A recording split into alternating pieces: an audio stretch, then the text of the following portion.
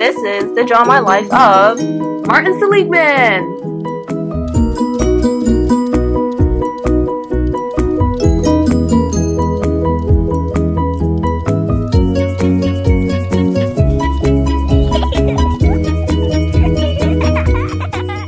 Martin Seligman was born on August 12, 1942 in Albany, New York.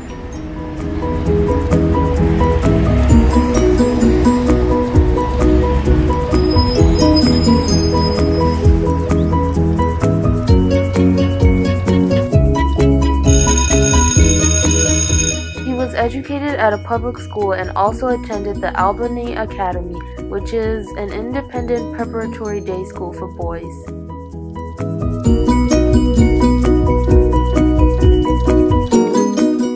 Over the course span of his childhood to early adulthood, he did not have any interesting facts that we could report on.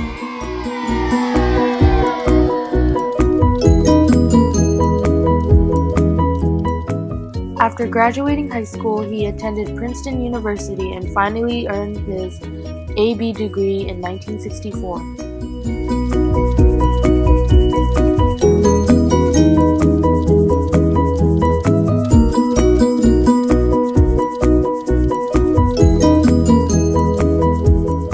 Later in 1967, he earned a PhD in psychology from the University of Pennsylvania.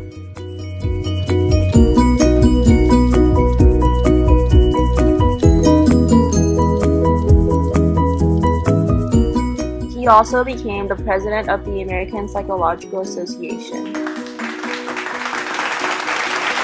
He worked as an assistant professor at Cornell University and later returned to teach psychology at the University of Pennsylvania. During his teaching career, he began researching learned helplessness. Martin Seligman first started researching classical conditioning, or the process by which an animal or human associates one thing with another. In his experiment, he would ring a bell and give a light shock to the dog. After a few shocks, the dog was classically conditioned and it was put into a crate with a barrier in the middle. The dog could have easily jumped over, but instead it lied down. This condition is known as learned helplessness, or not trying to get out of a negative situation because the past has taught you that you are helpless. How does this affect humans? Well, at first Seligman wasn't sure about it when further research showed that the way people view the negative events that happen to them can have an impact on whether they feel helpless or not.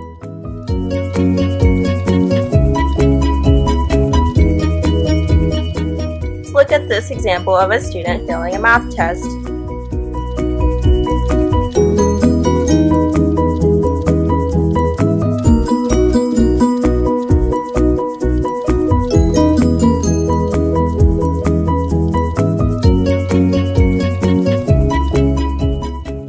There are several reasons in which you can blame it on, also known as attribution, which is the factor that a person blames for the outcome of a situation. Attributions can be made for both positive and negative events.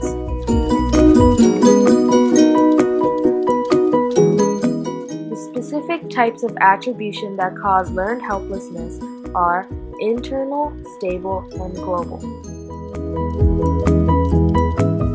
An internal attribution is any attribution that gives the cause of an event as something to do with a person as opposed to something in the outside world.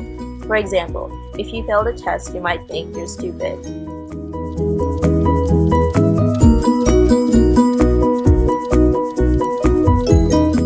Or that you should have tried harder on your homework or your study guide.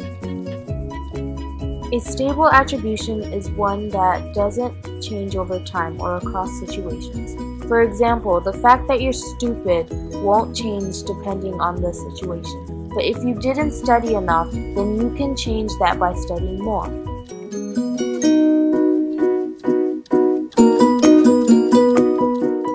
Finally, a global attribution is the belief that the factors affecting the outcome applies to a large number of situations, not just one of them. For example, believing that you failed a test because you're stupid is true in every subject is a global attribution, not because you're bad at a particular subject.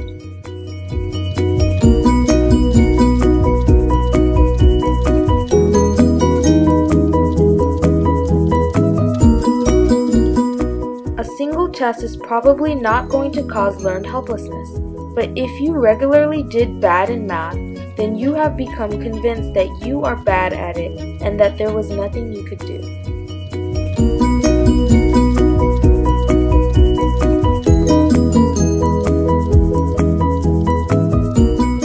In addition to this study, other studies have shown that learned helplessness can lead to depression, rising stress levels, reducing the ability of a person to learn new things, and decreasing a person's effort.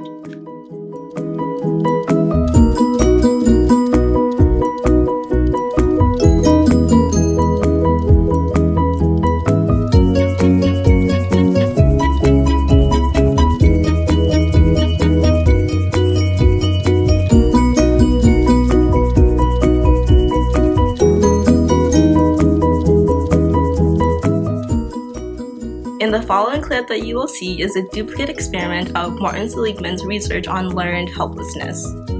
At first, the dog was classically conditioned to this neutral stimulus of the bell.